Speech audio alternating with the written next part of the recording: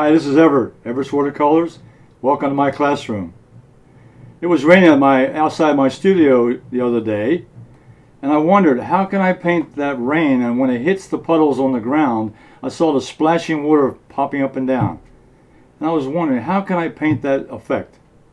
And then I thought, my palette in a bottle spray bottles, my dot spray and fine mist sprayers. I said, I can do a painting with that. So I've created a new technique using my palette in the bottle to show you how to do splashing raindrops on the ground. Now don't forget to sign up to my YouTube channel for future videos coming down the road. Now let's go to my painting table. Let me show you how I created this painting, Splashing Raindrops. Okay, this is the material I'll be using in today's demonstration painting. This is Gemini watercolor paper. I've cut it down to 1/8 of a sheet. Over here is my masking fluid in a mask pen, a dot spray bottle with just water, another dot spray bottle with cobalt blue, and a fine mist bottle with peacock blue, and then a rubber cement pickup. Now in this painting I plan on using 99% of just spray bottle techniques on the paper. About 1% will be done with the masking fluid. So let's get started. This is a photograph I found on the internet, and this is exactly what I saw when I saw the raindrops falling from the sky and hitting the puddle of water and then splashing up. And I said, how can I do this kind of painting? And I said, well, spray bottles can do that. So this is my reference that I'm using for today's demonstration. Now the first step on this painting is to put down the masking fluid. I've already done the masking on this previously because I wanted it to dry before I started putting paint on the paper. But I'm showing you here where I applied the masking fluid. The first step is to wet the paper down with some water to get the paper nice and wet. And then I'm putting in cobalt blue with the dot spray bottle. I'll follow with some more water.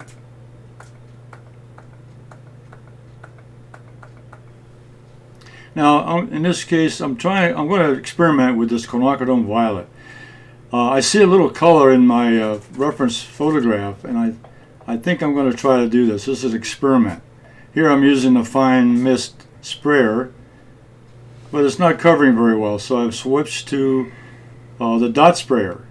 It'll give me a little heavier spray, and I can move the paint around a little better.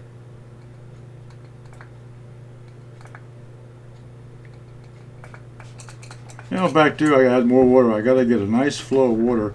Now this is the initial stage. Now I'm going to move the water, pick it up and let the water flow, and watch the painting mix and look at the textures. And just getting a feel for the water flow. Now I'm going to add some more water. I'll add some more cobalt blue. I'm going to do this several times to build up the layers of color. And you can see the mixtures happening right there on the paper.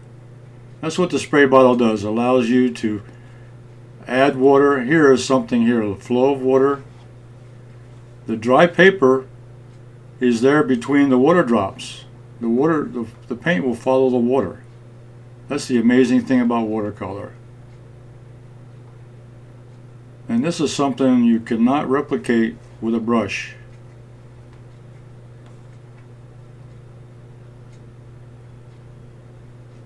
Now watch it flow, let it settle down a little bit.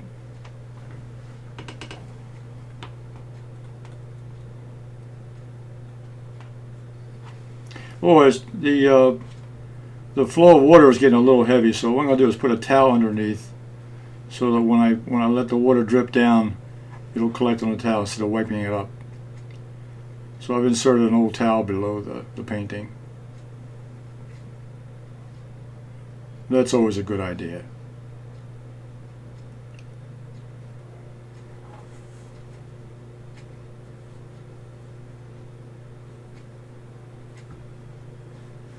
Now I'm moving the paper around up and down, upside down, let the water run back and forth, top to bottom.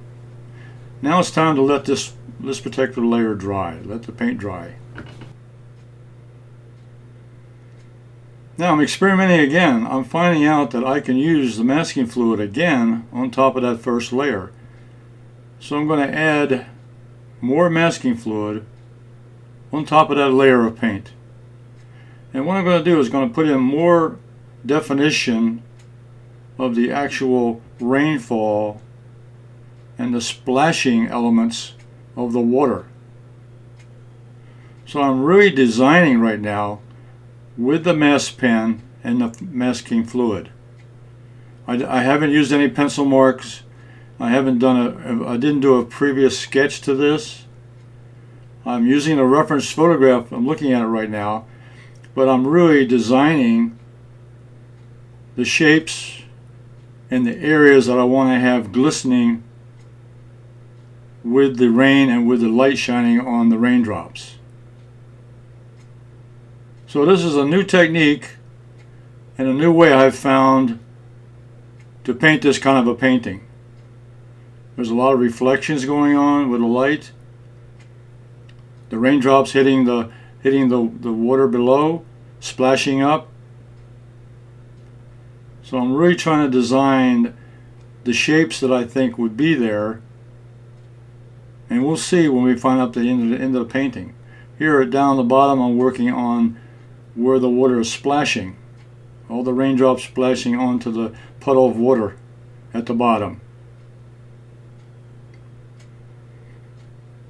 So this design aspect with the masking fluid is also a new technique.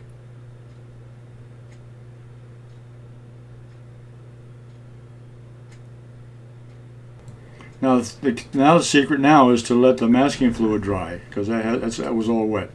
Now I've got a shield of an old piece of watercolor paper,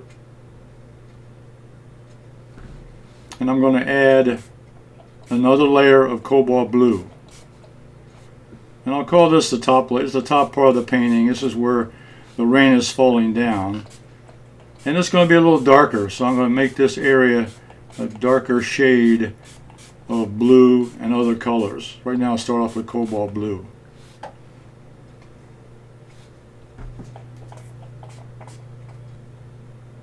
And look at the texture.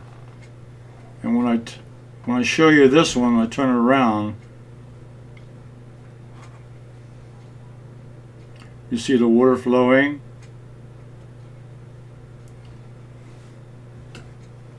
Now these are the raindrops coming down from the rain, okay? So the texture of the rainfall falling down onto the puddle.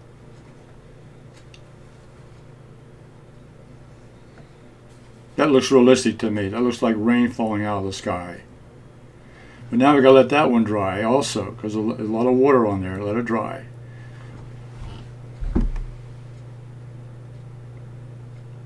Okay, the next thing I want to do is that this still needs to be a darker sky, darker background. So I've taken the cobalt blue bottle and I've added royal blue paint to it to make it a much darker value. The royal blue is my darkest blue in my palette. So I can mix colors in my spray bottles. Okay, now this is the bottom of the painting where the splash is occurring. So I've turned the painting around. I'm going to use Peacock blue, which is a lighter blue, but a very beautiful color. It'll show the splashing at the bottom of the painting. Now here it almost looks like raindrops hitting on the bottom of the painting already. Again, I'll let the water flow, let it mix, let it cover the paper at the bottom. Again, I'm covering the paper with that Peacock blue, moving it back and forth. You can see the masking fluid is masked to prevent the water from leaking into the white paper. Those are my splashing drops, made automatically with the spray bottle and by moving the paper color. Again, we need some drying time here to let this settle in. Now there it is, final dried painting at this point. Now it's time to take off the masking fluid. So I'll start up from the right side, and look at that. Look at those highlights. Look at the glistening of the light hitting the water as it comes down. This is really exciting. You never know what to expect sometimes when you take off that masking fluid.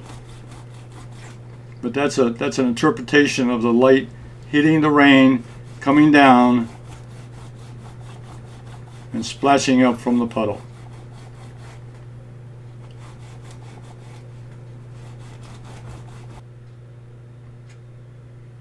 Now I'm going to speed the film up a little bit here and take off the rest of the masking fluid. The masking fluid is very easy to come off.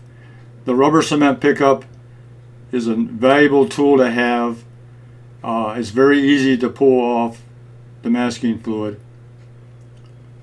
I'm using my other hand to feel the paper. If there's any masking fluid left on there, then I can feel it with my left hand. You don't want to leave any residue on the paper.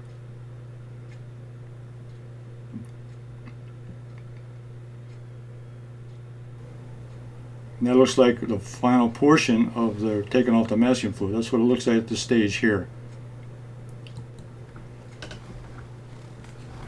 Yeah, one more thing I want to do. I'm going to add in some shadow. I'm going to tone down the corners with cobalt blue and a fine mist sprayer. So I'm adding it to the lower right corner.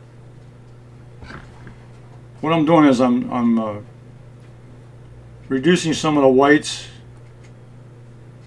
and some of the lighter areas. I'm making them a little darker on the edges, even across the top. And there's little dots on the right. I pick them up with a tissue. They're still wet, so I just pick them up and oop, there they go, they're gone. I really enjoyed this painting. It was a lot of fun. Don't forget to sign up to my YouTube channel and click on the notification bell. See you on the next video.